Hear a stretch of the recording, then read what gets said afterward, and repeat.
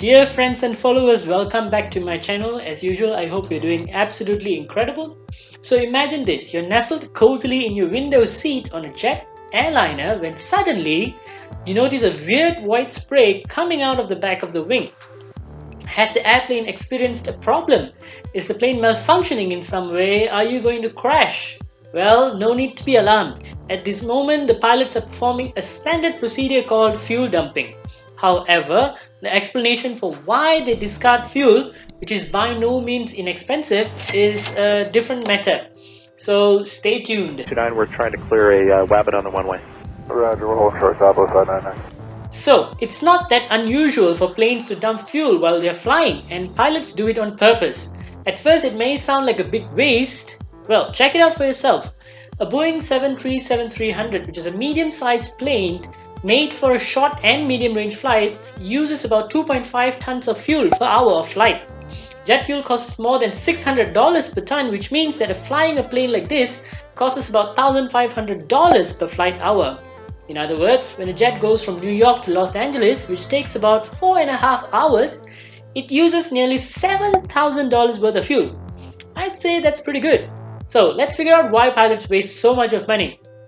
The truth is that there are times when dumping fuel is cheaper than what else could be done. Most planes must weigh less when they land than when they take off, probably by more than 200,000 pounds. The problem with landing is that it puts so much more stress on a plane than when it takes off. Because of this, the less weight an airliner carries, the better it is. If a plane doesn't use a certain amount of fuel before landing, it might hit the ground too hard, which can cause a lot of damage. On the other hand, pilots rarely have to worry about having too much fuel in their tanks because the problem is taken care by itself. During a flight, a commercial plane uses almost all of its fuel, and by the time it gets to its destination, it's light enough to land safely. The fuel dumping process comes into play at this point, and it usually happens right before landing. Assume that after takeoff, Captain Mutt discovers that there's an urgent problem with the aircraft's maintenance, or that one of the passengers requires immediate medical attention. Pilots can certainly burn fuel by flying around with the flaps and landing gear down, as this speeds up the process of burning fuel by the amount of drag that it's created. This maneuver, however, will not save the day in the event of a medical emergency where time is of the essence. Let's say if the passenger is having a heart attack, you don't have much time to do that. When that happens, it's time to eject the fuel. Few people are aware that majority of an aircraft's fuel is stored in the wings. That's why when a pilot flips a switch in the cockpit, a complex system of pumps and valves kicks into gear and special nozzles in the wings let out the excess fuel. This incredible system can burn thousands of tons of fuel per minute, as you can see from your window seat. However, not all planes have this complex system. Narrow body planes such as the Boeing 757 or the Airbus A320 cannot dump fuel. This ability is more common in large metal birds with additional fuel tanks. But what are the alternatives for smaller planes? For them, becoming overweight is the only way out. Unfortunately, in this case, the plane may sustain damage and the repair is far more expensive than if the aircraft actually spilled its fuel off. Furthermore, under such conditions, a plane may be simply unable to stop in time.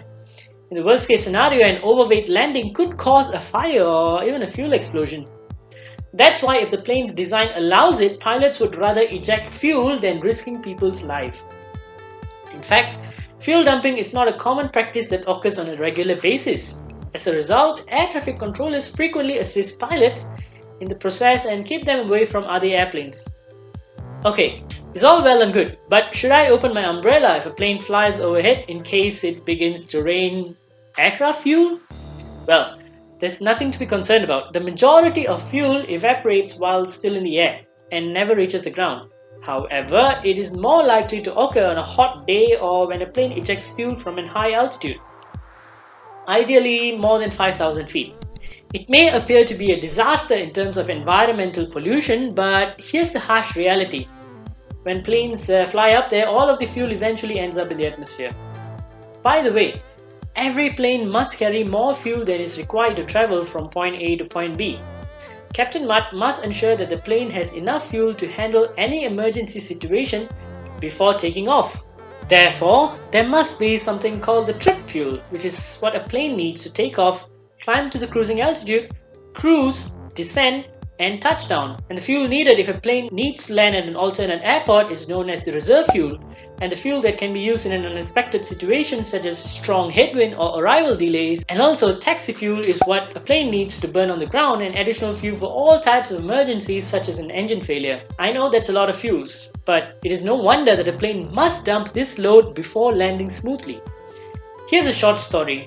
On December 29, 2014, Virgin Atlantic flight VS-43 departed Gatwick Airport for Las Vegas. Soon thereafter, the pilots realized that the right wing landing gear of the aircraft had become stuck and would not retract. The only option available was to return and land at Gatwick. However, the aircraft was a Boeing 747, also known as the Jumbo Jet, a massive 4-engine aircraft.